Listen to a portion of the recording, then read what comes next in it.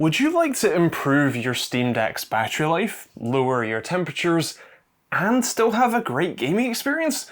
Well, that's one trick that doctors hate. Okay, no, being serious.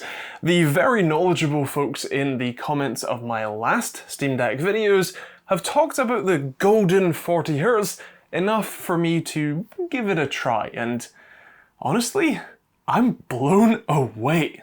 Let me show you what I mean. So what we've got here is No Man's Sky, and I'm running it at some fairly reasonable settings. I think it's mostly on low, but considering how intensive No Man's Sky is, that's pretty reasonable for the Steam Deck.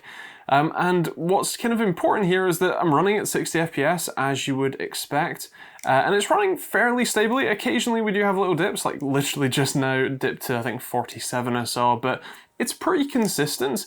We are drawing about 22, 24 at the high end watts from the battery, which is on the higher side, and the fan is ramping up a little bit as well. The GPU and CPU, or the SoC, are sitting at about 70 degrees Celsius. That's about normal, although it can go up to the high 70s, especially on longer play sessions and with more intensive things happening. Right now I'm just harvesting some crystal fragments, apparently. I thought that was dihydrogen. It is dihydrogen, good. I'm still relatively early in the game on the Steam Deck, but yeah, it's certainly not a bad experience. Occasional jitters every now and again, but the fact that our current remaining playtime is just 1 hour and 40 minutes with 79% battery, that definitely could be better for sure. So what I'm going to do is I'm going to press the 3 dots button, and on the battery tab, you know, load up standard, if you scroll down a bit, you'll have an option for both frame rate limit and refresh rate. If you set the refresh rate, if it's going to let me, to 40, the screen will turn off for a second, and you'll notice that the frame rate limit, the upper option before off, is now set to 40, and the performance overlay is showing that we're getting 40 FPS, and the actual sort of perceived smoothness really isn't that different. But what you'll notice is different is the power consumption. We're now only drawing 14 watts from the battery, and the fan has basically turned off. In fact, it's actually going down, it's 13.8 watts now, and the temperatures have also dropped to 62 and slightly decreasing, or I'm saying about 62, which is a lot better than we were just at, and we now have 2.5 hours of battery life remaining or expected for the exact same, you know, settings. We're just running at 40 FPS instead of running at 60. And the actual in-game experience is basically the same. Of course, you can notice a slight difference, but in a game like No Man's Sky, where you're not exactly doing super fast action, lots of fast motion, there's generally a bit of motion blur to the movement anyway, that's perfectly fine. We're actually down to 13 watts now, which is incredible.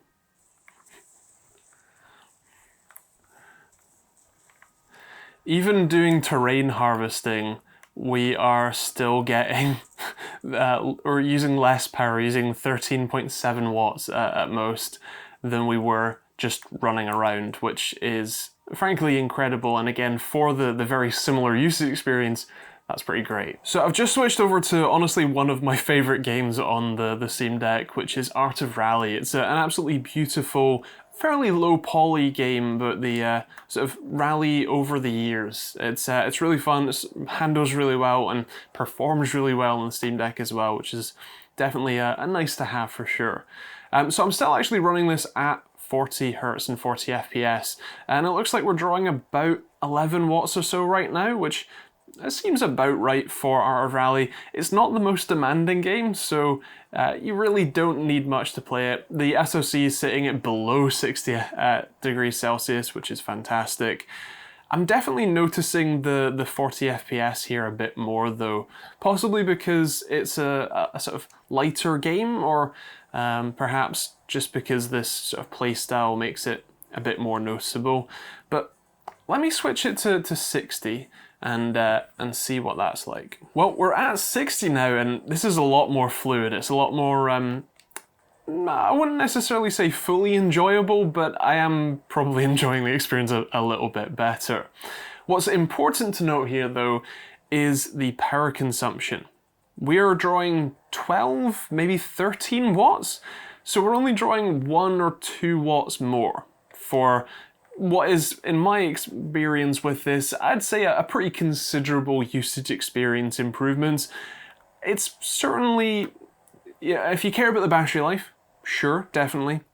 But in this game, saving 1 to maybe 3 watts at most, I wouldn't be that concerned personally. I would rather, you know, cut 10-20 minutes off the battery lifetime while having what I would argue is a slightly better experience for sure. It doesn't help that while trying to, you know, film with 2 cameras and monologue to the camera, it's quite difficult to handle this this game, but yeah, it's definitely good fun. I highly recommend it, Steam Deck or not. So I thought I'd throw one more title in there, and that's GTA 5. This is a relatively demanding game for the Steam Deck, and one of the most interesting things about it is that in most games, you'll find that your GPU is doing the majority of the work. Your CPU generally sits pretty idle, it doesn't really need to do that much, and it sure isn't doing the lion's share of the work. But in GTA 5, it sure is. The CPU here is drawing 11 watts. The GPU? 1.8. So yeah, there's a pretty significant difference. One problem with the CPU and GPU, because it's all one chip, drawing about 12 watts is that that's definitely on the upper end of what the cooling can handle, which is why it's currently ramping up the fan a whole lot and sitting at 83, 84 degrees Celsius. It's pretty toasty. We're also drawing almost 25 watts from the battery, which gives us just about an hour and a quarter of playtime with 73% battery remaining, which isn't fantastic for sure. This definitely could be better, and for a game like GTA 5, I have a sneaking suspicion that 40 FPS is going to be okay. Let's have a try. The switch to 40 FPS is almost instant. The fan immediately starts ramping down to a much more manageable level. The SoC, the CPU, is now drawing what? Well, 10 watts in this current place, but averaging more like 6 or 7 watts, and the GPU is like 1 watt, which is incredible. Also, we've dropped the temperatures too down to 70 degrees, and actually it looks like it's dropping a bit more as well. So that's a pretty significant improvement. We've also dropped the overall battery power consumption down to 16 watts, almost 10 watts less for, in this case, 20 FPS, but honestly a pretty smooth, pretty decent experience.